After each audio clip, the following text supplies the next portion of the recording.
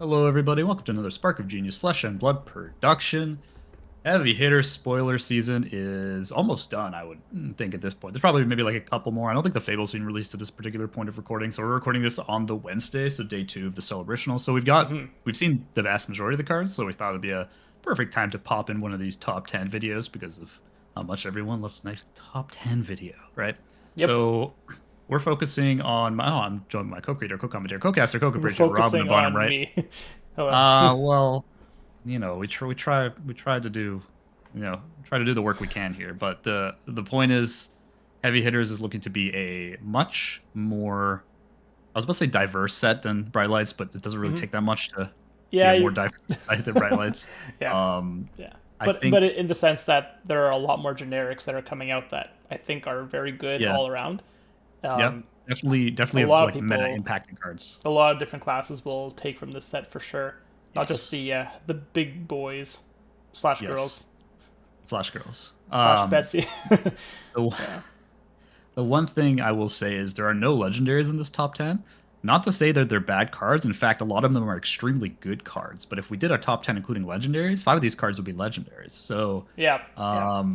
I think Well, that those very go without briefly, saying at this yeah, point. the legendaries in this set definitely got a power tune compared to last set. Like they are much better than Bright Lights legendaries. As far as power level goes, probably more in line with what we thought they should be in the first place. Most of them are quite good. You know, the chess piece is good. Guardian L, a little bit of an upgrade. The new Justice, Balance of Justice, the headpiece is going to see quite a bit of play, especially to certain metas and certain decks.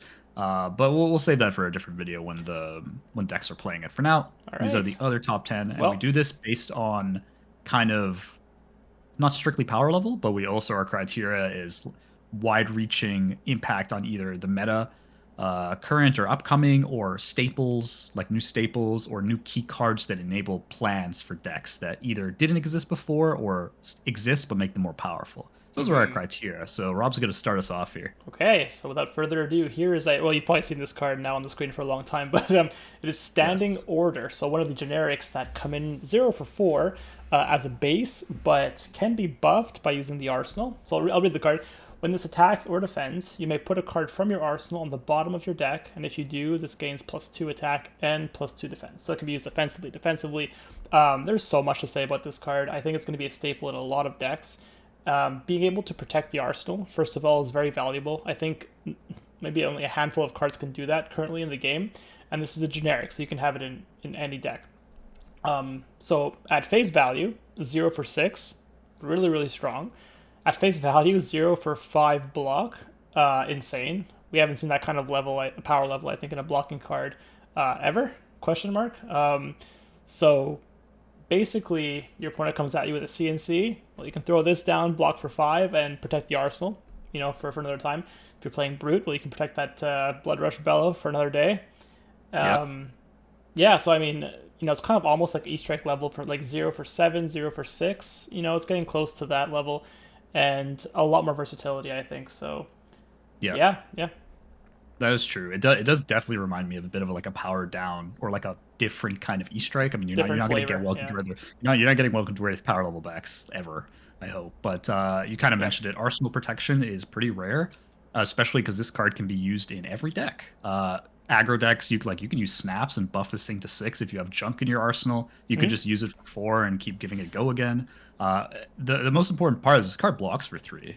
And that's why it's majestic, I think, because it's a 0 4 3. Like that's a majestic power level right there, and the flexibility itself is why this card is definitely in the top 10 in our eyes here. So All moving on to the right, second one, moving on. We've got Good Time good Chapeau. time, good time, Chapeau. Like I thought Betsy was kind of a bit dead in the water. Like nothing was really exciting me when she came out here. Even like Bet Big looked pretty cool. Actually, as Like a it was a pretty strong reminder, let's card. just pull her up just so people are reminded about what she does. So this is Betsy Yes, here. that's the Whenever an skin of the game attack, here. you control wagers, you may pay 2, and if you do, the attack gets +1 and overpower. So she Yeah. can So she can generally, bet big. yeah, generally you're gonna want to save two to activate it as much as you can. But the key with this rare, by the way, rare headpiece is it is a guardian equipment. So, but it's Betsy only, obviously. But Mm-hmm. it has temper. So you're gonna get the 2 block regardless and still be able to use the axe, which is nice without without having to destroy it and use it as an instant or shenanigans like that. And when you destroy a gold, your next attack gains this turn. Okay, I want to first say your next attack, not guardian attacks. So yes, CNC, you can wager that CNC you've been wanting to. When this attacks a hero, wager a might and a vigor go again. So the other key point, which I'm sure a lot of people realize, it doesn't say destroy the card, meaning you could use this thing forever. Like you could block for 2 and use this as much as you want as long as you can get gold. So this honestly makes Betsy work. Like it makes the whole idea that she can create might and vigor. There's another card on this list that also goes with it, and even with bet big, it provides an outlet to not have to run a bunch of these wager cards because this card can give wager to anything, like anything. Your next attack, you can give it to the hammer. Like you can give it's anything. Like it's your next attack, which is extremely strong.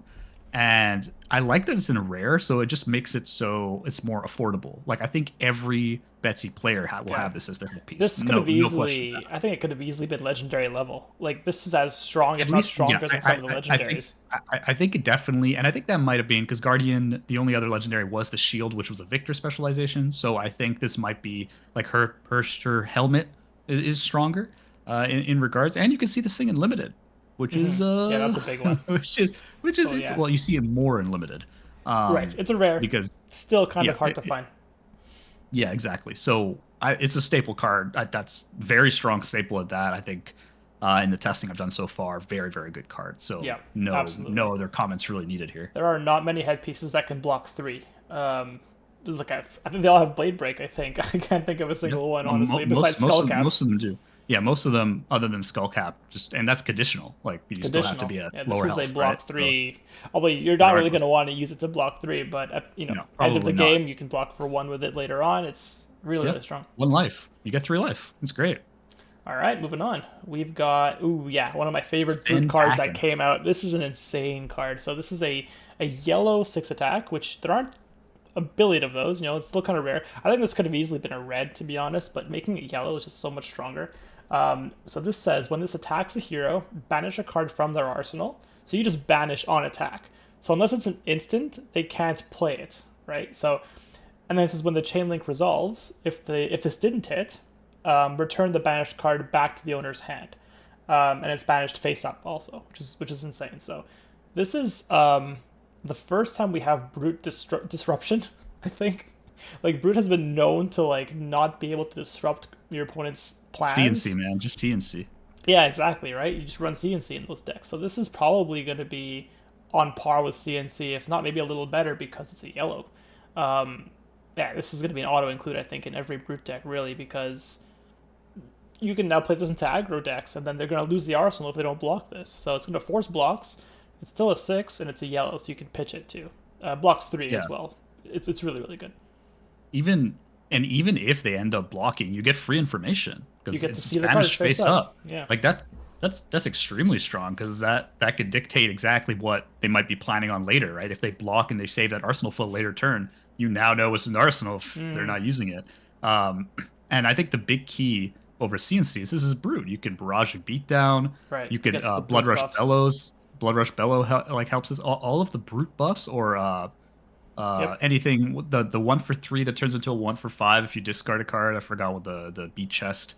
One of the buffs, bellows, right? Yeah, the bellows. Yeah, one of the buffs. These are all very good. Yeah, these are all like on your brute attack. This is a brute attack, and it's a yellow, so you can save it for later. I think this is the best card to come out of brute in a very long time, other than Blood Rush Bellow. And I think after Swing Big, this is probably like going to be one of the most impactful brute cards. Yeah, I really like how this is in flavor with Swing Big. Also, it's like if this didn't hit, the opponent gets some kind of benefit, right? Yep. That's kind of how ratios are solid. Yeah, and really good ratios. So I think this kind of toes the line between like it stays in the flavor of brute, but it's still disruption, which I think is very, very cool. They're towing that line very closely or very, very finely. So yeah, very, very good card. Staple. All right, moving on. Flurry. It's a Blade McFlurry. And unlike the machines, this is actually like the machines. This is pretty broken. Pretty good. That was broken. Okay, anyways.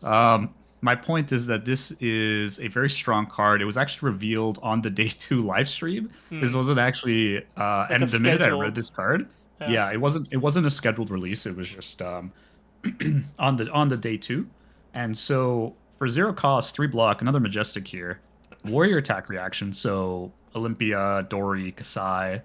I don't think I missed any. I think those are the warriors. Yes.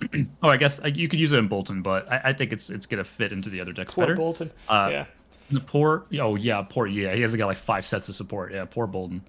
Um, target weapon attack gains +2, right? So it's just whatever target weapon does a As a one-handed, two-handed, reaction. whatever in the reaction, which is great because you always want the most hidden information. And this is zero cost, so you don't have to pitch for it, meaning it's always going to be hidden to the very last point here.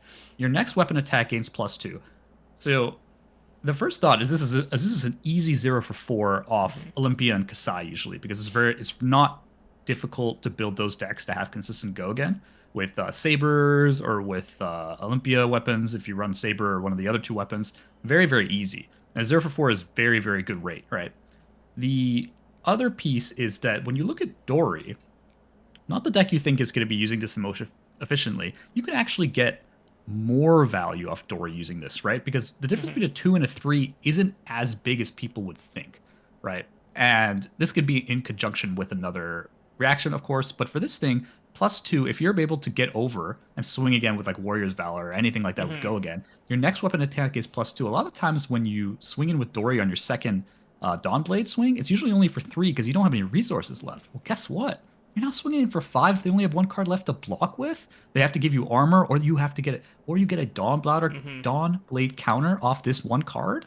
Like the ceiling for this card is so snowbally I like that I that. think Dory is just getting so many good cards, where it's already obviously good, a good staple for Kasai and Olympia. I think this card is really good, and it makes me kind of scared shitless of Dory at the moment. I think she's getting Yeah. a lot of good support. I mean, Welcome to Wraith Heroes has been around a long time, but this has the potential to be very swingy, and it's a reaction and it blocks for 3. I mean, it's just super good card, staple in my opinion. I agree. I think that was very well put. The Dory buff is actually really strong because the second Dawnblade is usually powered down because you've wasted or you used all the resources to make the first one go through. Very commonly swinging for 3 unless you have like Steel Blade Supremacy or Iron Song or you have like a Bracer's buff or whatever. But add another 2 to that, you're gonna need more than one card. And the thing is, it also goes to 5. So even if you have like a sink below left, that doesn't cover it. Right. Like I've like, you know what I mean? Even if you've like kept a reaction back or something, like it doesn't, or a block, like a 4 defense block card, one of the new ones. Right. Still doesn't do it. So yeah, gets over a lot. Very good card. Okay, moving on. We've got Up the Ante. So this is a I love the the artwork. I like look, this guy on the mat. This guy on the mat is something. I have way too many mats. Warrior mats. I will say. Oh. No, not just mats in general. Mats in general. I would consider purchasing said mat with this artwork on it. Just saying. Yeah, it's very nice. Actually, before I talk about this card, I'll just bring up the hero itself. Olympia, yeah, just to refresh people's memories. So, Olympia is a new warrior, and it says the first time each of your attacks wins a wager, you create a gold token. So this is a gold-generating machine, basically. Yes. All right, let's cover the card now. So Up the Ante. So this is a reaction. It is blue and blocks 3. Very nice. Only for Olympia, of course. And it says choose X plus 1. X is the amount you've paid for this, and there are 4 options. So basically, if you pay 3, you get all 4 options, which is nice. First one, target attack wagers an agility token. Second one, same thing, but wagers a gold token. Third one, same thing, but wagers a vigor token. And then the fourth option, which is important, the attack gets plus Y, which Y is the amount of times your attack is wagered. So have we ever seen Y printed on a card before? I don't think so. I think this is the first card. When I read this, I was like, what the heck is this? We're going into Yu-Gi-Oh territory. We're XYZ. We're multiple where's the variables Z now. XYZ, WV. Anyway, so basically at the best case scenario, you can pitch 3 for this thing. Give your attack plus 3, right? It's a blue, which is very nice. And then you wager all 3 of these things with it. So, and being able to wager, I think, in a reaction is very nice because the opponent might not be expecting a wager to come out of this. So it's like you attack with something, okay, no big deal. Oh, but now we're wagering 3 things and then get plus 3. So this is really strong. And because it's a blue too, it kind of makes it, I feel like, an auto include. Not because it's blue, but it's so easy to put in because it's a blue. Yeah. And pitching a 3 for this thing should be a no-brainer at some point in the game. So Yeah. really, really good.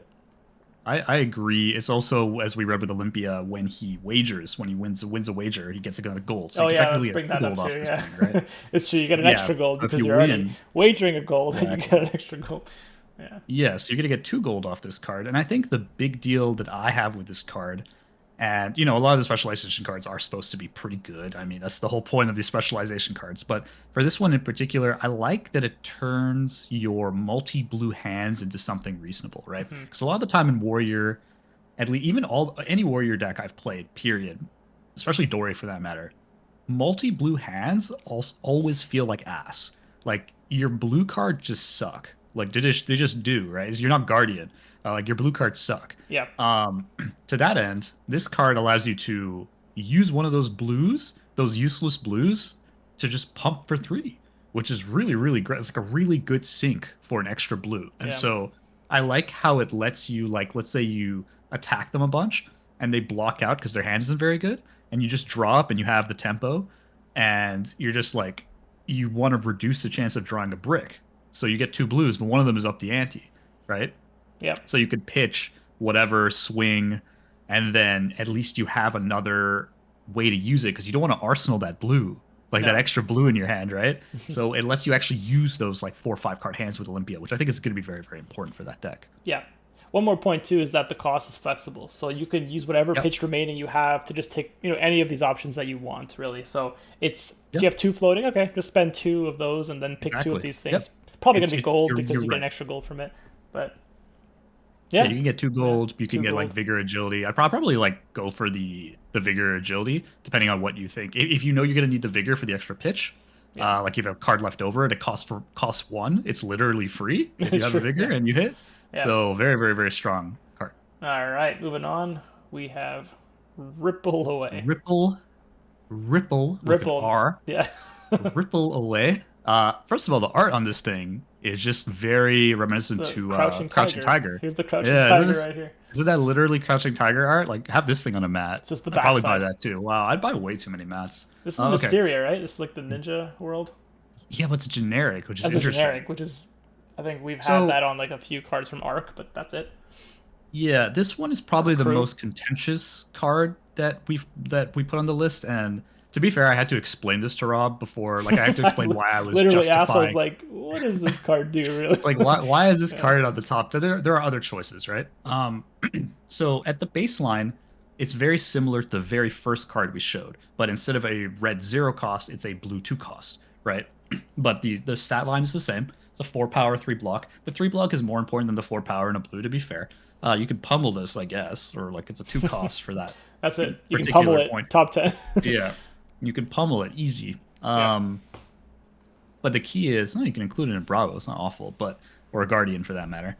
But the instant here, instant discard this if an action card, not attack or attack, would create 1 or more tokens. Again, 1 or more, very important, because a lot of cards are creating multiple tokens at this point by itself, let alone the buffs. Instead, it creates that many -1 of each of these tokens, right? So if I were to create if like a If might you want to talk gold about vigor for it, up the might ante. like it'd be like an agility gold and vigor for that. But you still get the extra gold. You still get the second gold, because I can only remove it by 1, I think. Yeah. But your Olympia is still gonna get the gold if you hit. Yes. Yeah. The key is that this affects negative and positive tokens. I think that's where the strength of this card is going to come in. Not inherently, like not everyone's just going to put this in the deck and be like, I could use this into any deck, but specifically as good sideboard blue tech, because switching in and out blues is the most flexible slot, because generally your blues aren't going to be doing the most heavy lifting in your overall plan to win the game. Like they're just generally not those kinds. They're supposed to be facilitating. You're going to be pitching them most of the time, right? This is a card where it takes the kind of tech into account, right? I'll give you an example, like Azalea. Azalea is a card. Sorry, Azalea is a hero that at the current point in the meta uses tokens very, very consistently, either positive or negative, right? Premeditate, giving a ponder, Codex, ponder, any of your buffs that give particular like nasty effects, blood rot, things like that. Any of those, same kind of idea. it has the ability to essentially remove all of them because she very rarely gives more than one of any particular type of token. Yeah. So this thing can have pretty crazy reaching effects, removing like 3 or 4 negative and positive tokens. So if they do like a premeditate, blood rot, and like inertia buff essentially to put three tokens, they took like a bunch of damage to do this big turn because all their cards block for 2 and such. Mm-hmm. You discard this card and then their arrow, because this thing essentially says that the arrow when it hits is going to give you all these things. You just say, all right, this arrow on hit is not going to exist anymore. You're not going to get any of the So tokens it's off this. pure damage at that point. No one It's just hits. pure damage and whatever the arrow does. But like, you Yeah. get to discard this one card and remove potentially like at least five, like anywhere from like 3 to 5, somewhere along that points of value. Specifically things like you're denying the ponder, so they don't get an arsenal, so they don't get to flip, so they don't get to opt. You're removing negative effects on your own, like things like inertia and thing and of that like.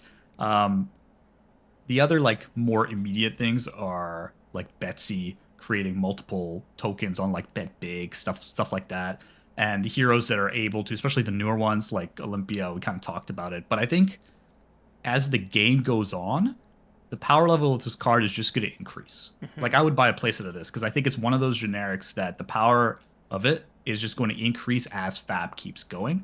Whereas there are applications now, I think there will be more and more in the future. So that's kind of why we put this in. Yeah, that's a very good point. Applications for now and the future, especially. Yep. It'll only get We're better. trying to future proof as we can. Yeah, yeah. So pick this card up if you can. I think, yeah, like Eric said, it's going to be a staple probably at some point. Maybe not right now, but Yeah, like like a sideboard, like a stable sideboard for yeah, like the best deck is just exactly. making a bunch of tokens. Be It like, might be oh, on the level of a Warmongers, right? You're just going to run 3 of them in yeah, most decks because yeah. the top deck Warmongers, of the game is now running a bunch of tokens. nobody thought that card would be good, and boom, it was randomly good. Yeah. So yeah, very good point. Very good point. All right, moving on. Primes to fight. Okay, this is a Guardian attack. This is for every Guardian, not a specialization card. But man, is this card statted to the moon. So it's a 5 for 9. Okay, which is fine. But the effect says if you've controlled a Vigor token this turn, meaning at the beginning of your turn a Vigor token is popped and you've gained the resource, this costs 1 less to play. So that means this would actually cost 3 to play, right? Because you discounted it by 1, and the Vigor gave you a resource. So essentially, you're paying 3 for this card, which is a single blue, which is nice. And if you've controlled a Might token this turn, this gets +1, meaning that the Might token would have given this +1. Or you could have, used Might on something else if this is your second attack or whatever. But if this is your only attack of the turn, this would be adding all that together, a 3 for 11, which we haven't seen that before. This is really, really strong. And you're going to probably naturally play Vigor and Might tokens in a Guardian deck, of course. Vigor less so, I guess, because it's a go again. I mean, sorry, I'm thinking of something else. Vigor for the resource, of course, you're going to play it in Guardian. Yeah. So this just plays really well into what Guardian does already. And it is a single blue pitch for 11. So give that Dominate with Bravo if you want. Why not? Yep.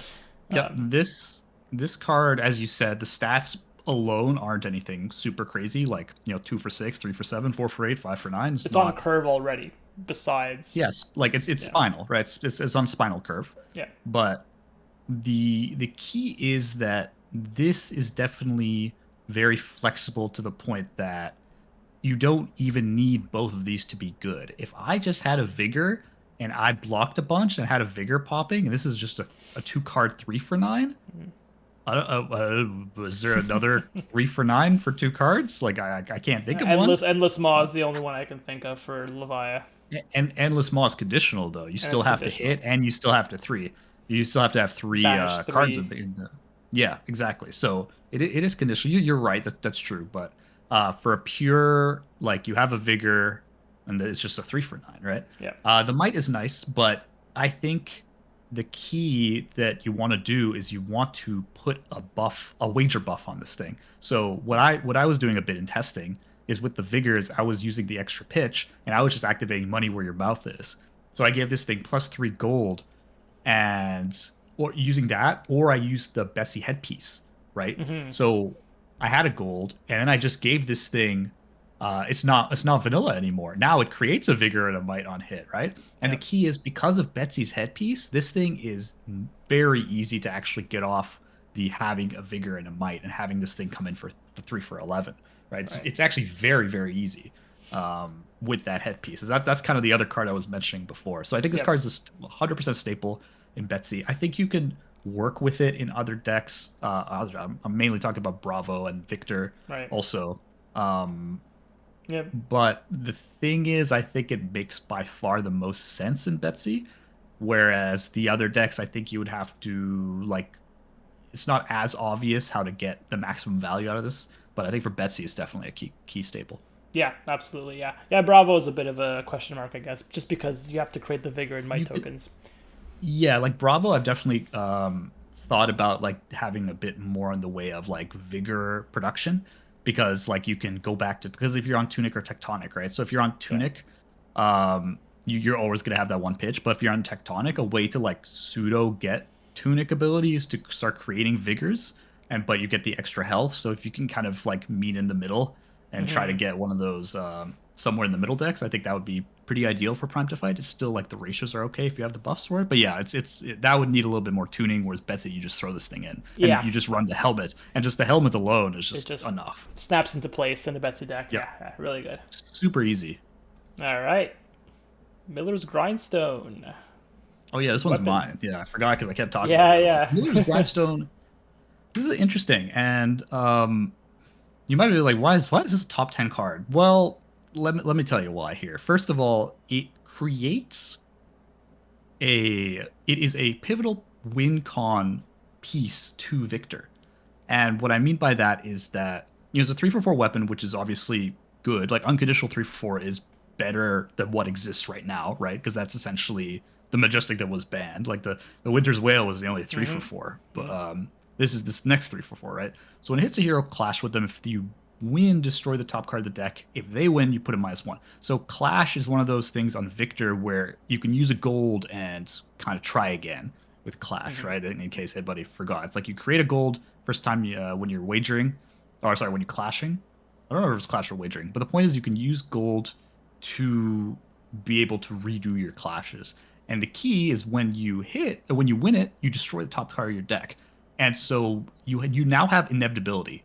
Whereas if you sit there and kind of do nothing, and you have Miller's Grindstone just whacking away with Golden Sun, which is a card we're going to cover a little bit later, those two cards represent an actual staple win condition for Victor. And our ratio was kind of looking at pivotal cards that present decks with opportunities to actually have a game plan to win.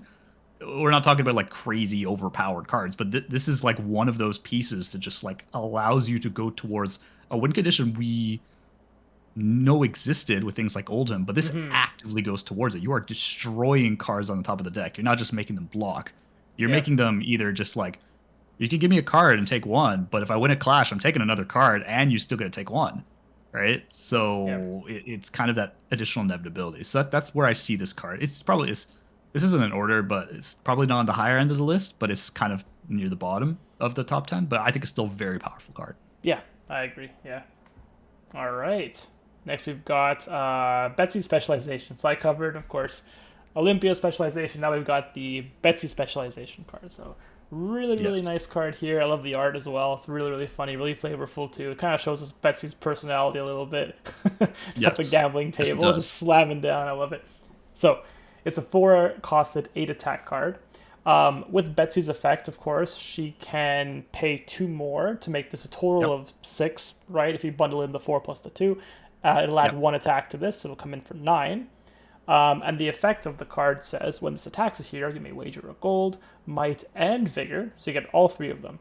So, Trifecta. and of course, with Betsy, you're giving this not dominate, but you're giving overpower. So they can only block with 1 card. It's a really good way to pair wagering with a really hard card to block really in overpower. So of course you're gonna run this in Betsy. It is made for that deck. You're gonna come in with a 6 for 9 overpower. You're gonna get the wager. You're gonna win the wager probably for sure because overpower on a 9 is like really hard to block. Unless they've got a standing order and they can block for 5 with this card. But Yeah. Um, 5 and two pieces of armor. yeah, exactly. That's a way to block. You can block overpower with it, of course. I But mean, yeah, you can have a reaction. I mean, it's not it's like true. It's true. overpower's one action card. You can have a reaction. There are other like And sync overpower's not belows and as stuff. broken as dominate. Yeah. Yeah, exactly. But yeah, essentially this plays to her win con, her style, and I think it's going to be an auto include for sure. It's a really good card. Yeah, like bet big turn 0 is just so good. Like Good setup. that's Yeah. literally what happened on one of my games that I was trying out for the deck. Literally just pitch 6, bet big overpower, get all the tokens, and then I drew into the card that we just reviewed like 2 cards ago. I think was a couple cards ago. Um, and because I had that gold, I could turn on the helmet, give that the buff, and just literally like block, pay for it for 3, and then if I wanted, because I'm now wagering with it, I could then just keep it rolling, right? Right, right. Just keep those Then I buffs give and those tokens coming yeah, turn by turn. because then I just give that overpower, right? Because I could just you just have to wager. That's all you have to do. So it's just very synergistic, and bet big just allows you to at a relatively cheap cost extract a lot of value, especially earlier in the game where you can kind of get the snowball rolling. Yeah, turn one actually that's insane. Yeah, it's true because you can Yeah, also turn zero is nuts. keep one card back to Arsenal too. You can pitch 2 blues, play this, and keep one card back. So it's Yep, really good setup. very Okay, good. we've got I think one card left on the list, and that is the card you talked about, the Golden Sun, SON. The golden boy himself. What a troll looking hero. I'm not gonna lie. I know he does look Uh, he's kind of just like a so smug punchable and face kind of guy. yeah. I love the art. The artwork's Yeah, it's really crazy. nice. Like I just This in rainbow foil would be really nice, I think.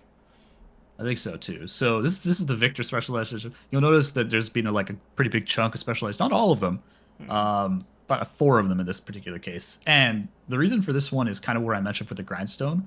Grindstone, I think that's what the hammer's called. I still got to remember all the names here. But the point is that this is the just zooming in I there. want to zoom into his face. Oh, but I But can't. No. this is one of those other pieces of Victor's win con here. So essentially, as additional cost, you destroy the gold if you do gain +3 overpower. Victor creates a lot of gold. Like that's his shield is gold. His head can create gold. His helmet can create gold. Admittedly, none of those are like insanely powerful, and then we're not counting L's. His shield's an L, but he can create gold with essentially nothing. And then his hero power obviously creates a bunch of gold. You can wage gold, clash for gold. So getting gold for this to become a 10 overpower is pretty easy. And then when you win a clash revealing this create a gold, so this thing can create gold even without attacking. And winning a clash at 7 isn't that difficult because you beat all the 6 powers, which there are quite a few of just like regular stock 6 power cards. That this will beat all of them. There are decks, obviously, Brute Guardian that will have a bunch of, bigger attacks, but like even in Brute, there aren't that many attacks that are 8 and above. Swing Big, Savage Beatdown. There are cards, possibly Alpha Rampage if they're still on it. But I think this will be winning Clash against a lot of decks. So this creating gold is nice. Yeah. But the idea is like you're grinding out the game with the hammer, and then every so often you're essentially just hitting them with the Golden Sun. And the point is that the inevitability starts to play where if you're not able to beat him, he will just grind you out with these 2 cards, his weapon and Golden Sun, because 10 overpower is hard to deal with, and the kind of block out with the hammer, if you're able to like very effectively slow down the game to the point where Victor is able to extract good value off his cards. He's a guardian, so he's going to block super well. His shield is going to be a temper block, and it's gold, so he can chuck it away for a Golden Sun for 10 overpower if he wants to, right? He's able to do quite well and just never never lose a clash. Usually, right? Depends on how the deck's built. Yeah. But I think, I don't think Victor is going to be like insanely powerful at the get go. I think he's probably in a good spot to be the next go to. He's not old him, but he's got like a similar vibe to the point where he wants to do similar things. He's not as broken as old him. Old him was pretty broken, especially later on. But he has that same fatiguey kind of game style, whereas like you have a proactive and a reactive plan with one deck, which is very good in my opinion. So this comes in as the last top 10. We do have a couple of honorable mentions. I think we We have two do. honorable mentions. I don't have them on the screen right now, but We don't have them on the I can screen look them because up. Rob just Yeah. Which one? Which one do you want to bring up first? Judge, Jury, Executioner. So Yeah. this Let's one, talk about this one. There it is. yeah. So there's special mentions. First of all, Judge, Jury, Executioner was revealed a long time ago. As far as spoilers go, it's like one Yeah, of the that's why I kind first of heavy forgot hitters about cards it. to reveal. Yeah. Yeah, but this card, I didn't forget about this because Azalea gets this after all the good stuff she got. Yeah. It is a innocuous looking 1 for 5. It gets an aim counter when it hits. Discard all but one card from their hand. There's a reason this is a legendary specialization, but ideally you get this off at least once on a good day. You probably get it off twice with Memorial Ground. You do have to get it with the aim counter. So if you're not on Sandscour and you're not running Point the Tips, I believe is the one that is 0 for 3 and you get an aim counter. If you're not running either of those, it is the only way is Crow's Nest in Azalea. So to do that, you need to Azalea the card in, right? And so put it in the arsenal. you can't just codex it. Oh, God, that would be insanely broken if you can codex. I'm sure they designed around that because four of these, of course, you can't. No, LSS is not stupid. They know their balancing has been on point in my opinion. So getting one or two of these I think is like still good. Like there are a bunch of 1 for 5s that are kind of very situational. This one can easily replace one of those tech arrows that you didn't really use that much in every matchup. Whereas specifically into like aggro, this is or aggressively minded decks. I don't want to call them aggro decks.